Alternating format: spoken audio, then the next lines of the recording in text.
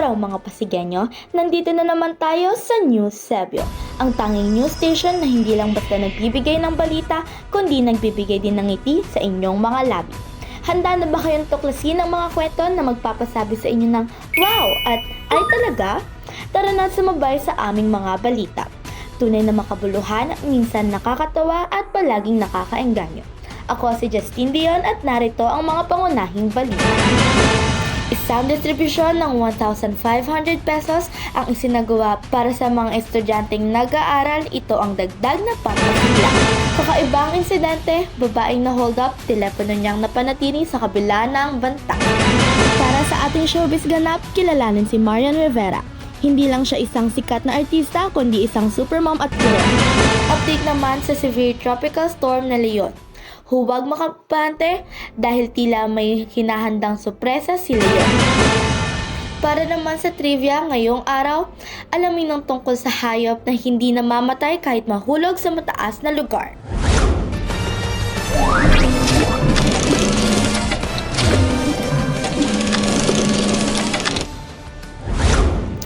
Simulan natin ang balitaan sa pamamahagi ng 1,500 pesos sa bawat isang estudyante ng Eusebio High School.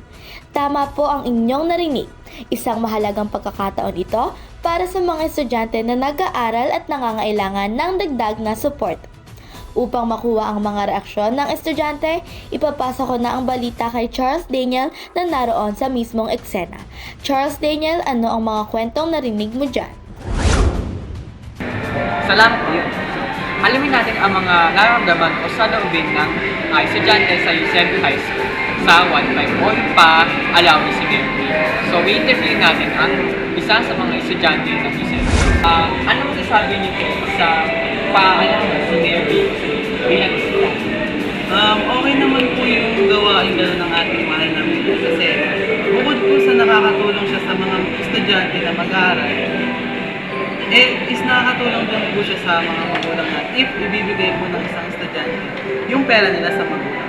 Then, yung mga estudyante walang kakayanan bumili ng mga pangangailangan po sa school, nabibili po nila dahil po sa allowance na binigay ng ating mahal na Mary. Yung kalahati po kasi na binigay ko po sa magulang ko. Then, yung kalahati, nasa akin po, sa mga basic needs ko. Tunay nga ba ang napakagaling at matalino ang bilang isang Eusebio High School? Balik sa iyo, Dion. Ang ating sumunod na balita ay tungkol sa kakaibang insidente na naganap kung saan ang isang mamamayan ay na-hold up ngunit napagtagumpayan natilihin ang kanyang mahalagang telepono. Thank you, Miss Dion. Nandito po ako sa lugar na pinaganapan ng pangyayaring pagnanakaw dito sa mismong lugar. At nandito po ako ngayon para kausapin ang biktima ng pangyayari. Natatakot po kasi first time po itong nangyari sa akin. And kung nakuha po yun, nakakapanghinayang din kasi pinag-ipunan po yun ng aking magulang para mabili yun. Kuya, bakit niyo po ginawa yun? Wala kailangan ko para sa pamilya ko eh.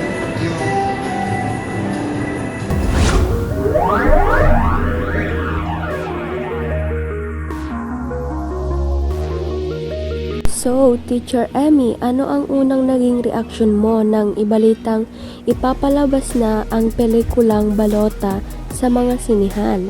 Masaya ako kasi yung sine malaya kasi limited lang din yung araw at saka yung cinema kung kailan mo siya mapapanood. And maganda talaga yung pelikula at yung pinaka-message niya. Lahat kasi bago siya lahat sa akin eh. As in umpisang linya ko pa lang.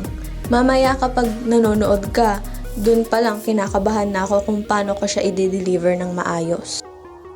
If ever na maging teacher ka, ano sa tingin mo ang pagkakapareho niyo ni Teacher Emmy? Mapagmahal ako eh. Medyo mukha lang strict pero malambot yung puso. So ganon din si Teacher Emmy, tsaka matyaga talagang magturo.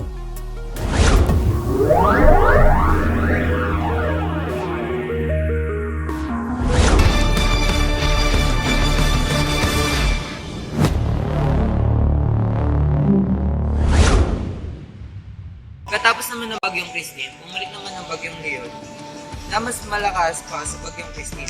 Nagbibigay ito ng hanging habagat na 95 km per hour. Ang Bagyong Leon ay nagdadala ng lakas ng hangin at ulan, mapahilagaman at kultura. Manatili lamang tayo sa loob ng bahay at mag-ingat po tayo sa Bagyong Leon, mga kasiyan. So napapansin po natin na wala pa rin pong tigil ang patuloy na ulan at magbahan po tayo ng payo paglalabas ng bahay.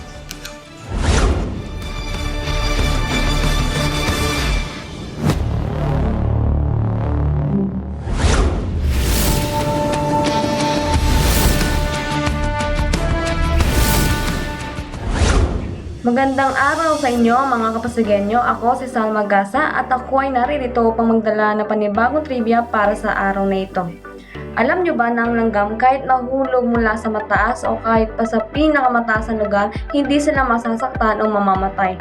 Dahil sa sila ay sobrang liit at napakatibay ng kanilang exoskeleton. Sila ay may terminal velocity na 4 mph or miles per hour na hindi sapat upang sila ay mamatay mula sa pagkahulog. Hindi rin sila nasasaktan dahil wala silang nervous system na katulad ng mga mammals o nating mga tao kaya wala silang kakayahang makaramdam ng sakit. Sabi nga ng iba, sana langgam na lang sila para kahit paulit-ulit silang mahulog sa maling tao, hindi silang masasaktan. Ako muli si Sal Magasa at sana ay may natutunan kayo at lagi niyong pakatandaan na swerte kayo dahil marami kayong alam.